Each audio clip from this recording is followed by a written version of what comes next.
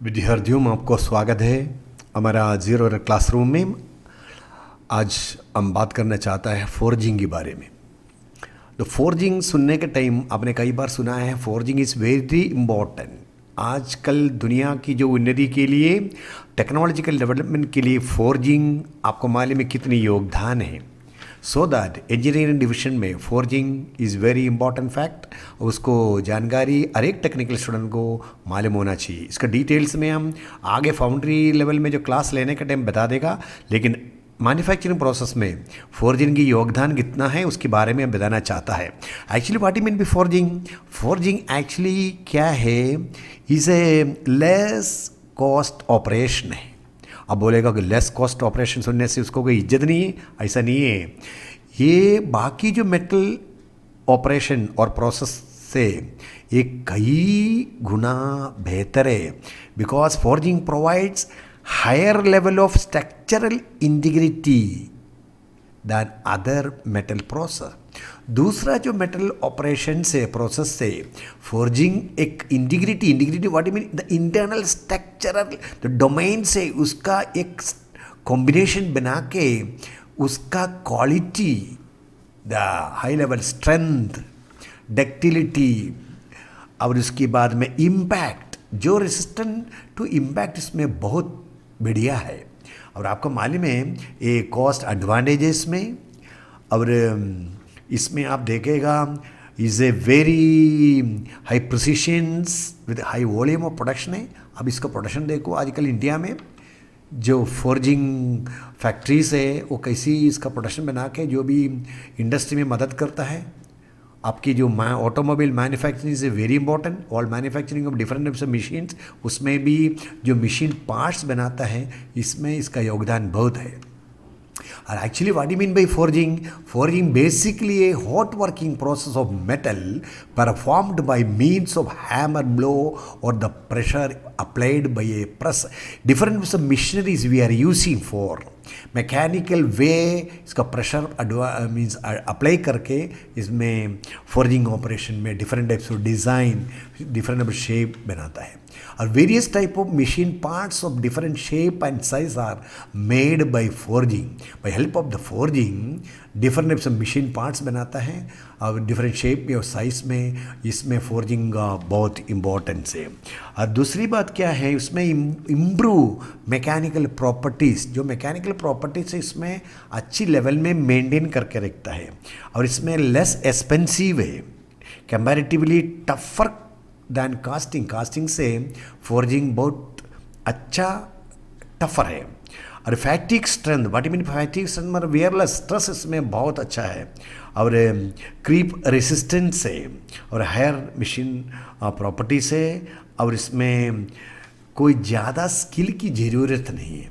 जो डिज़ाइन में आप रखो मशीन ऑपरेशन मालूम होना चाहिए। और सभी बारे में देखेगा ये ऑपरेशन आजकल डेवलपमेंट कंट्री के लिए बेसिकली ये बहुत मदद करता है। इंडस्ट्रियल एक रेवोल्यूशन बनाने के लिए ये बहुत सपोर्टिंग करता है दोस्तों। और बच्चों ये क्लासिफाइड होता है hand forging, power hammer forging, drop forging और closed forging, press forging. These are the generally classified the operation है forging में। The forging operation is associated with a change in the microstructure of the metal that leads to a rearrangement of fibers and alters grain size.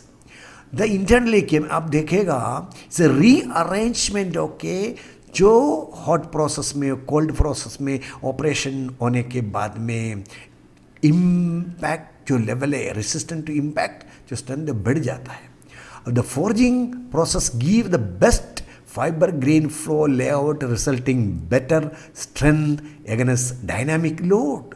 कई dynamic load carrying capacity बढ़ता है, जो beam हो, machine का arm हो, कोई प्रकार का पार्ट्स होने। तो आप देखो ना, you know that crank shaft, connecting rod, ये सब देखो इसमें जो क्रैंकशाफ्ट है पर्टिकुलरली ये फोर्जिंग ऑपरेशन में बनाता है.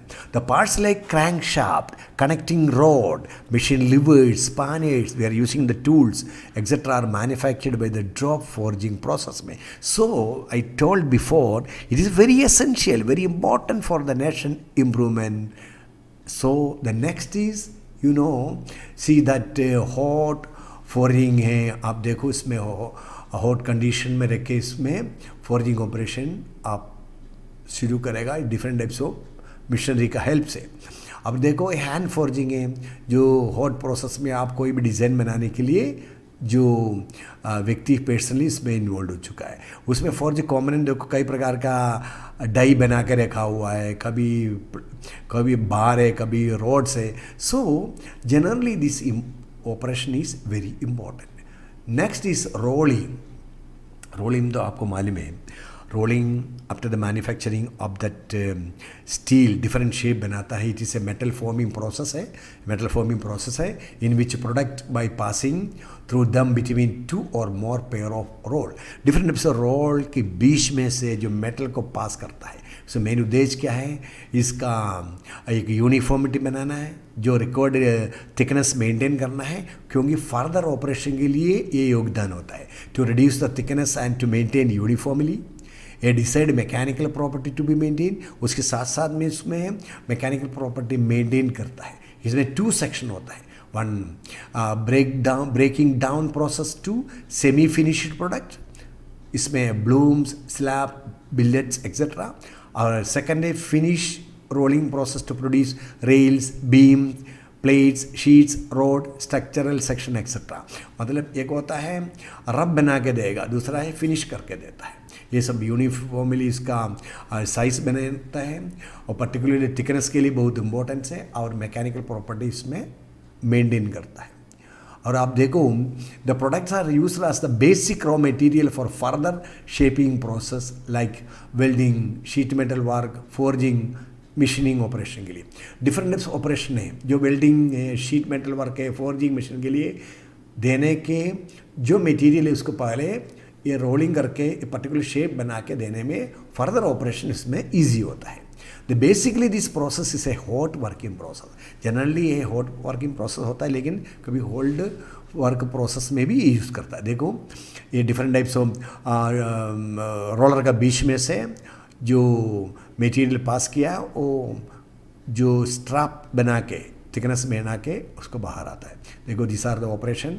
ये 2 रोलर का बीच में से शीट डाला हुआ है. अब देखो इसमें कोरुगेटेड रोल है और फ्लैट रोल है, नीचे का फ्लैट रोल होता है, एक कोरुगेटेड रोल ऊपर है, फ्लैट रोल ऊपर है और फ्लैट दोनों. मतलब different types of design, different types of thickness बनाने के लिए डिफरेंट टाइप्स ऑफ रोलर भी इसमें इस्तेमाल करता है. और बच्चों ये जो टॉपिक आपको पसंद आ गया तो आप इसको लाइक कर दीजिए और इसका डाउनलोड करके आप नोट बना के पढ़ाई करो. मैं बार बार बताता आप बोर नहीं होना चाहिए. My request every student, you are note down this important points, उसके बाद में पढ़ाई करो और आगे के लिए इससे वेरी इंपॉर्टेंट. और इसको शेयर करो, अब सब्सक्राइब करो और अगले वीडियो में हम जल्दी मिलेगा. तब तक धन्यवाद. Thank you.